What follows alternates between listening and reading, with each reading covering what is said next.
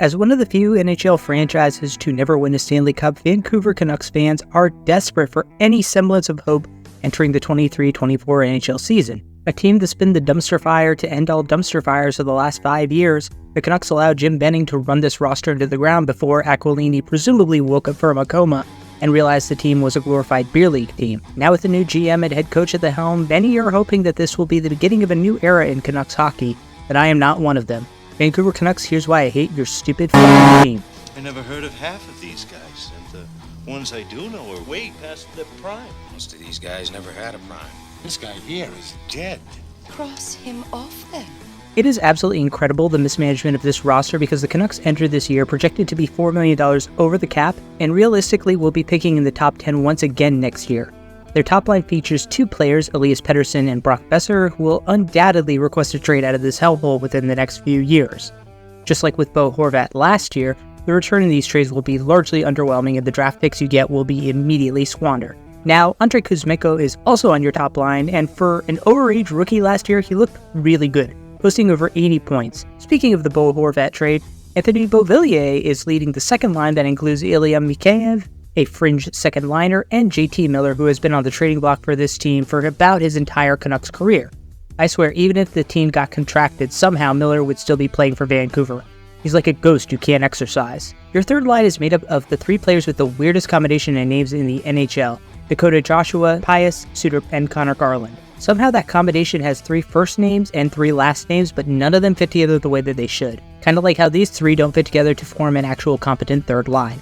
On the fourth line, I really hope that you guys give Jack Studnicka a good look, or at least bump him up above Joshua or Pius. Maybe Aatu Ratu could even punch his way into the lineup.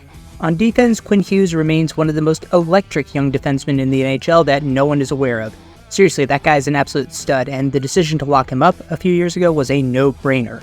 He's paired with Phil Peronic, who is also very solid, albeit not at Hughes level.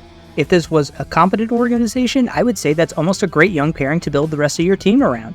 But alas, the rest of your defense, Tyler Myers, Carson Soucy, Christian Wolanin, and Ian Cole are not only older, but extremely mid. Not that they're bad, they're all very serviceable, but you'd like to have a little bit more oomph behind your top pairing if you're serious about being competitive. In goal is the beleaguered Thatcher Demko, who finally took a step back last year after holding opposing offenses at bay like Odor holding back the White Walkers. This poor guy has been shelled for years, and you gotta wonder how much longer he can hang around before he gets ground into dust.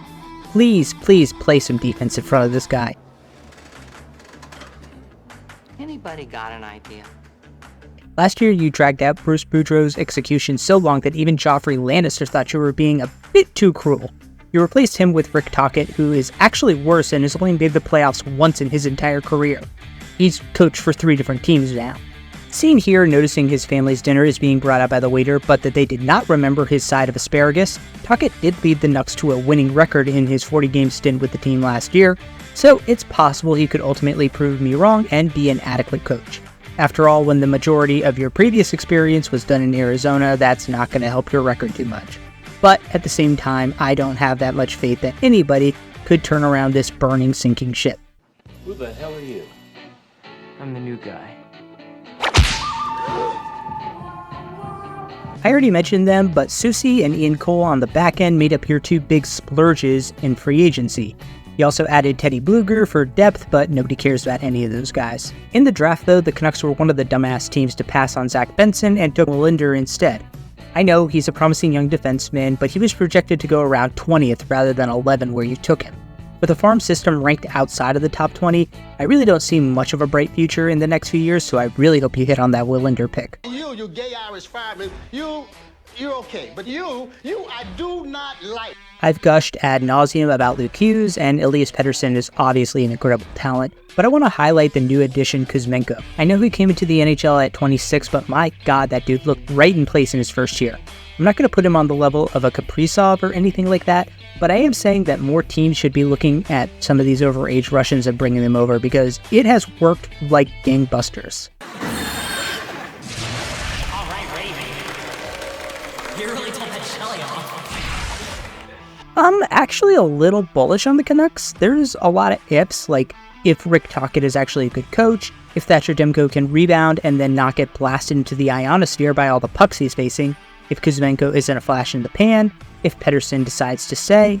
But despite all of that, this team does have some talent, and this division outside of the top 2 is kind of wide open. All you really have to do is leapfrog over the Kings or the Kraken to make the playoffs this year, and I think it's entirely doable. If it wasn't for the shitty ownership and management the last few years, I would almost say I'm rooting for you. But alas, I am not. It was Martin to knock the puck away. Back come the Canucks. Kuzmenko with Pettersson. Elias Pettersson shoots. He scores! Elias Pettersson with his second overtime winner in as many games.